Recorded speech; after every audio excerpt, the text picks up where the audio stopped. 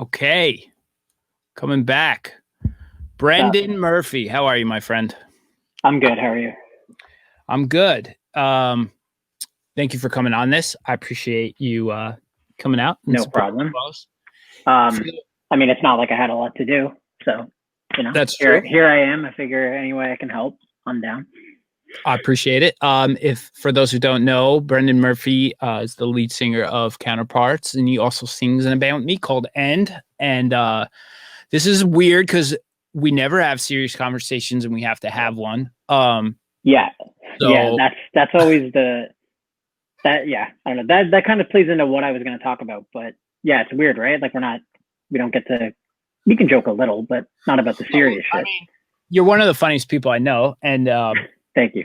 you're obviously you're a very compassionate and caring person and a good friend. And I know you're, taking a pretty hard stance on what's going on too. And I wanted to bring you on because I'd love to hear about what's going on in Canada a little bit. I don't think I have too many Canadian guests on here, and you're our neighbor from upstairs. And, sometimes you guys do stuff better than we do. So maybe there's some insight as to what's going on up there with the Black Lives Matter movement. Is there, are things working better than they are here right now? So please take a minute and enlighten everybody what's going on.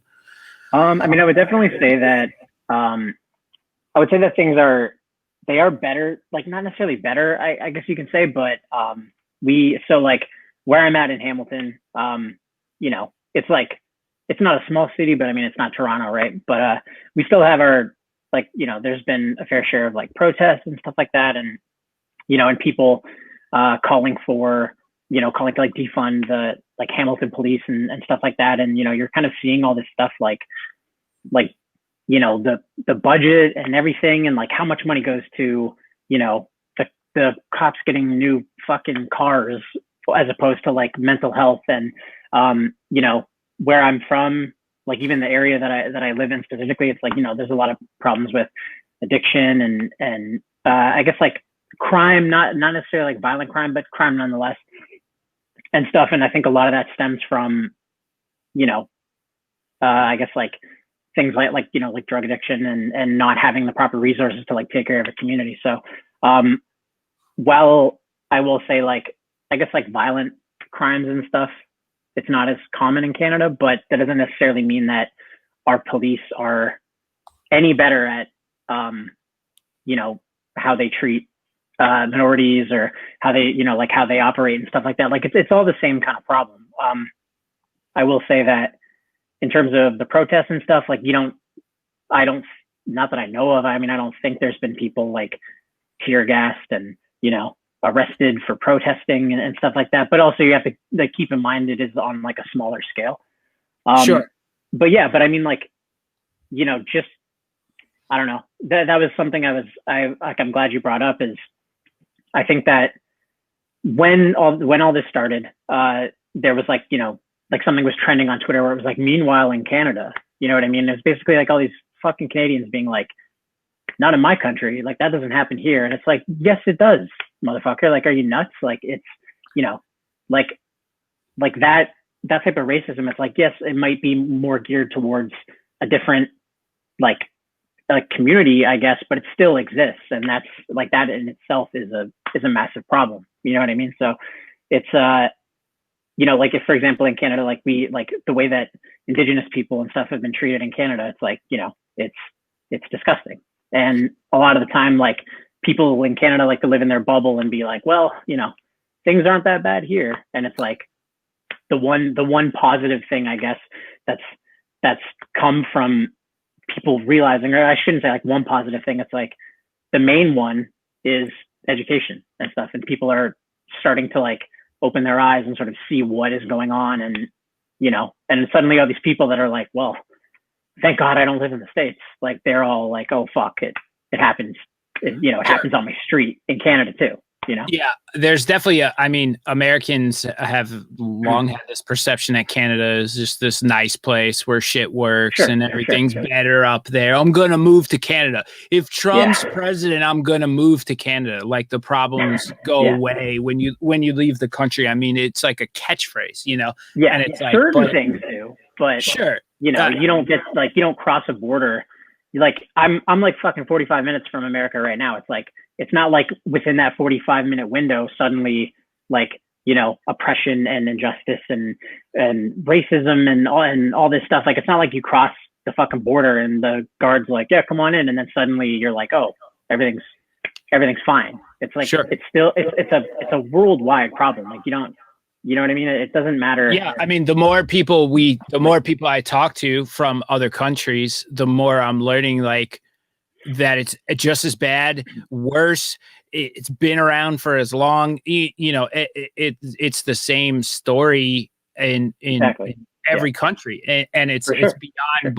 It does transcend beyond borders, and it's just this human element of kind of evil that like we're now all starting to become more aware that, hey, that nice place you live. Like I had a guy on earlier, Ryan from Burlington, Vermont, which I've always associated as like, oh, it's like the nicest place in the Northeast. It's like this beautiful hippie place, and Bernie zone, and he's like, no, man, like I had to like almost fight a guy with a skateboard deck because he fucking screamed the N-word at me in the street, and it's like it's everywhere. It's unescapable and it's everywhere, and like you know. I think what was maybe more subdued in people's minds is now surfacing as a real issue that needs to be addressed across the board worldwide, which I appreciate. You know, I mean, your buddies with Josh, he came on yesterday and literally just laid the heaviest shit on about what Australia's done to the Aboriginal people there. And of course, it was just like, I just saw the comments and I saw people like, what? And it's like, yeah, I mean, no one talks about this. And like, Australia is my favorite place in the world. It's like a paradise and a beach. And, you know, then I'm like, wow, a lot of people are protesting. I wonder why. And then it's like, I think it all goes back to what you said about educating yourself now. And we're fucking normal ass white dudes who don't, you know everything. And we're not this stuff wasn't really in the front of our minds for a while, but I'm happy to see that. Exactly. My friends, you don't take anything seriously. I'm happy to see that you're taking this seriously. And like now, you know, when have you ever talked about this stuff? You agree with it, but it's like,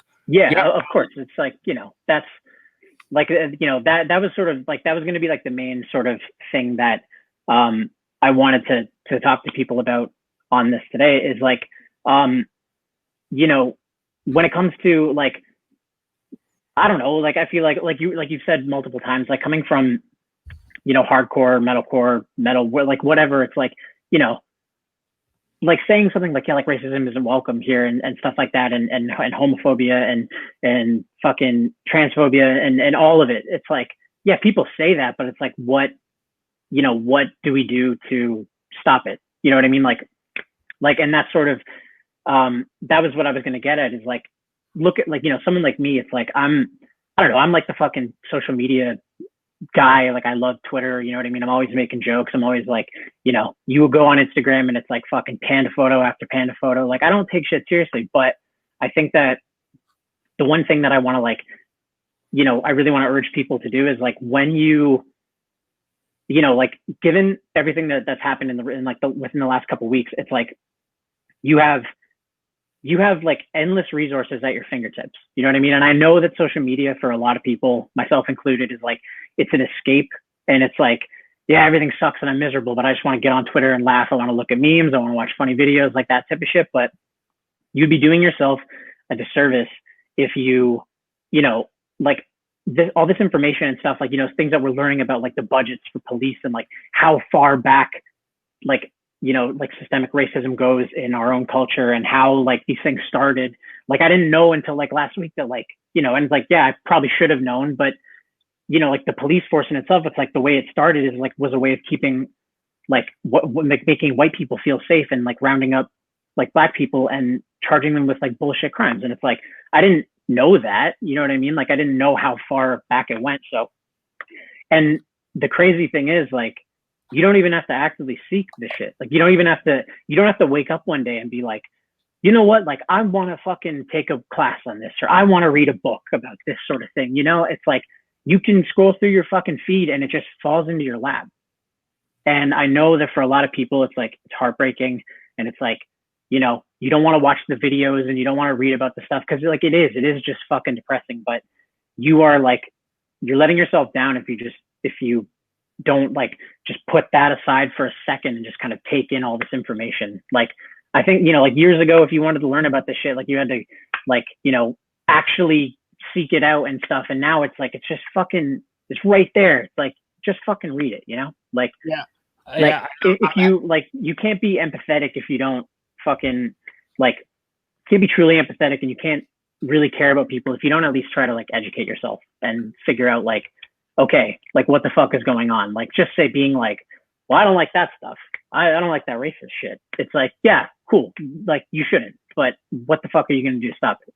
You know what I mean? Like, just fucking, it all starts with educating yourself. And if you're not mad about it, and if it doesn't piss you off, read more until you get pissed off enough to fucking do something, because it's been, it's been how many fucking years and nothing changes, Yeah. Read the racist out of you. I like that. That's actually pretty good. Yeah, sure. Honestly, no, I mean, to be honest with you, like we don't talk about racism, and we just goof around and have fun. And, my other band does a lot. And we've, when all this happened, everybody was fire and brimstone and posting and doing things and active, and, and then I was like, okay, I got to talk to End, and we never do this. And it was like, okay, it's uncomfortable conversation time, let's go. And find out that Jay and Greg are at protests, and you're totally and doing benefit stuff, and have t-shirts planned and all stuff. I was like, thank God fucking everybody's like paying attention, and the way, I didn't want to be the one who told End that like, hey man, we're going to release music this week, but we can't talk about it, and that was like, fuck, I have to, it was like hard for me to be like, I have to support this like moment in time. I have to get the fuck out of the way and work on a charity thing. And I don't want to talk about this record and stuff. And I know we all spent a year on it and shit like that. And then I'm like, before I even had to have the conversation, our text feed lit up with all of us going, yo, look at this. We cannot do this. We're not doing this. And look at that. So I appreciate that you like, as silly of a man as you are, that where you are now is a different world than where we were a while ago. And it's unfortunate that it took a lot of people in our world a minute to get to this point, but I'm glad that everybody is. And so thanks for doing this. This is added no problem. Thanks for what we normally do. But again, I think it's important. I appreciate you just coming on here and doing this. No problem. I love to help. I'll do whatever I can, but yeah. Thank you, Brennan. And while we're here, I want to bring on some bonus Canadians, because first of all, let me get Adrian in the stream. I think get him in here. It's been a minute. There he is. What's up, buddy? What's up, buddy? Can you hear me? How are you? I can. Thank you for coming on this. So 10 seconds after I posted that we were doing this event, you were like one of the first people that hit me up with a guitar in your hand going, here, I'm giving you this in. And you're not a member of Counterparts anymore, but you really came through with an awesome donation, a guitar that's like everybody in Counterparts has used at some point. This like special little piece of history for the band, it's transitioning from guy to guy, and it fucked me up and blew me away. And I just wanted to thank you. I know you're not a guy who does interviews, and you don't literally love talking to people and stuff. So I'll keep it short so you don't feel uncomfortable. But I do. You had to get a thank you for that, because it's like, what I'm sure you thought about what you could do and just grab the thing that was closest to you that you knew would mean something and help try to make an impact. So thank you, Adrian. I really do appreciate you. Well, thanks for having me. Yeah. I know that like a lot of people don't want to like stir the pot, you know what I mean, with this kind of thing. So like, it's something that you can do that's not it's like, it's something that I can do to support the cause. Like, and I'm like, a lot of us like aren't making money right now, that kind of thing. So it's like, it's a way to do it without, opening your wallet.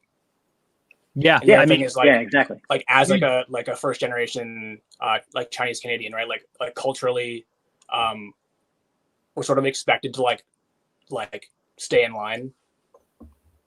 Right. And that's something I've been talking to my family about a lot. And it's like, a lot of people, like including like Ice-T, mentioned like just have that awkward conversation. Like you're supposed to call your friends and family out when they're wrong.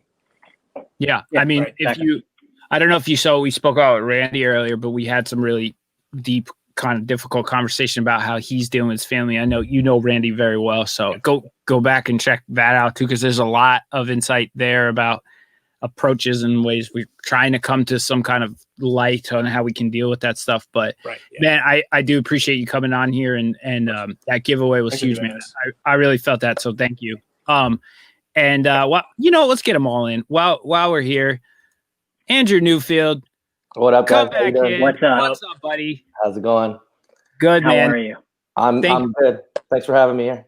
Yeah, thank you for being a part of this. I want it to be publicly known that I had asked Andrew to speak on this before this lineup started finalizing, and then realized I had to be a lot more inclusive to the Black community and all people of color on this, and started to really fill this lineup out and realized like I have to like make some, we needed to make some more room here. There were important voices to be heard. And Andrew kind of offered his spot up to be like, you know what?